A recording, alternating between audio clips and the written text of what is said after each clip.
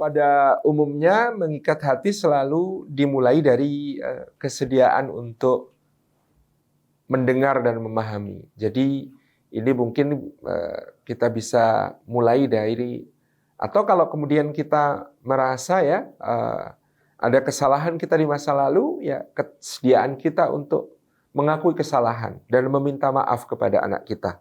Ini akan menjadi pembuka pintu selanjutnya supaya kita bisa mengikat hatinya lagi. Jadi sediakan diri untuk berani mengakui kesalahan, berani meminta maaf kepada anak-anak kita. Lalu sesudah itu sediakan diri untuk mendengar apa yang menjadi suara hatinya. Mungkin tidak juga bisa langsung ya, kemudian dia akan terbuka ngomong kepada kita, bicara kepada kita apa adanya. Perlu proses untuk kemudian membiasakan dia nyaman ya didengar oleh kita, nyaman untuk diperhatikan oleh kita. Jadi pada intinya mencoba untuk meraih kembali hatinya dengan cara mau mendengarkan.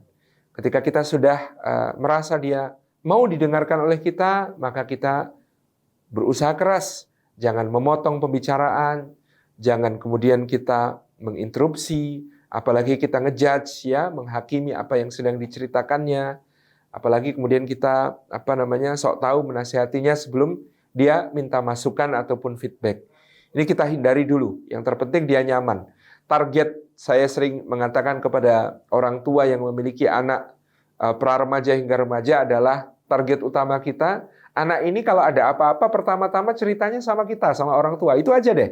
Ya, karena jangan sampai kayaknya nggak ngomong apa-apa, itu karena merasa tidak aman ketika cerita. Merasa tidak aman ketika ngobrol sama kita, sehingga malah dia curhatnya di medsos, atau kemudian dengan teman online-nya, yang kemudian kita tidak tahu feedback seperti apa yang akan diberikan oleh mereka kepada anak kita. Nah, kita penting untuk menjadi penyimak, pendengar yang baik bagi anak-anak kita, tidak tadi menghindari memotong dan lain sebagainya, sehingga kemudian kita menjadi orang yang betul-betul tempat dia menumpahkan segala hal yang dia rasakan secara jujur dan apa adanya, tidak menyembunyikan sesuatu dari diri kita. Itu target kita.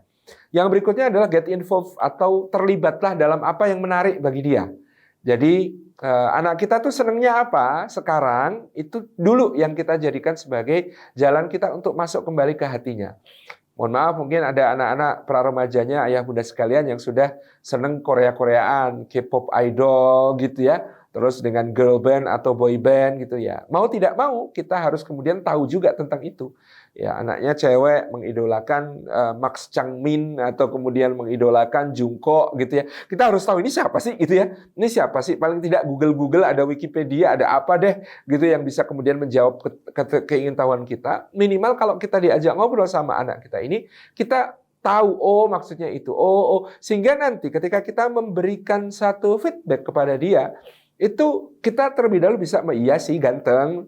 Cuman kalau bunda baca di sirah itu ada Mus'ab bin Umair kayaknya lebih dahsyat deh dari ini deh gitu. Nah, ketika kita kemudian tidak memberikan satu feedback itu, dia sudah merasa satu frekuensi ya dengan kita, karena kemudian kita dianggap ngerti juga mama tentang Changmin, nggak dari mana gitu. Nah, itu ngobrol gitu ya. Jadi get info. Yang ketiga adalah mari memfasilitasi hal-hal yang merupakan kecenderungan-kecenderungan baik atau hobi-hobi baiknya, hobi-hobi positif. Jadi saya selalu mendorong orang tua, kalau memang ada budget yang bisa kita arahkan untuk memfasilitasi hal yang positif dari dia, kecenderungannya. Dia suka fotografi, why not kita belikan kamera yang memadai untuk hobinya itu. Dia suka basket, why not kalau memang ada lahan kita bikinkan ring basket di dekat rumah kita. Dia suka desain grafis. Kenapa tidak kita berikan komputer yang memadai untuk itu? Dia suka melukis. Kenapa tidak kemudian kita biayai dia untuk ikut sanggar ataupun kemudian untuk mendapatkan peralatan-peralatan yang memadai? Karena kalau hal negatif itu meskipun tidak kita fasilitasi, dia nyari sendiri. Tetapi kalau hal positif, ini penting untuk kita fasilitasi, karena dengan dia difasilitasi hal positif, selain takliful qulubnya dapat, dia insya Allah akan otomatis ya terminimalisasi dari hal-hal yang negatif. Saya kira itu ya mudah-mudahan bisa menjadi pintu untuk membuka takliful qulub tadi. Wallahu a'lam bishawab.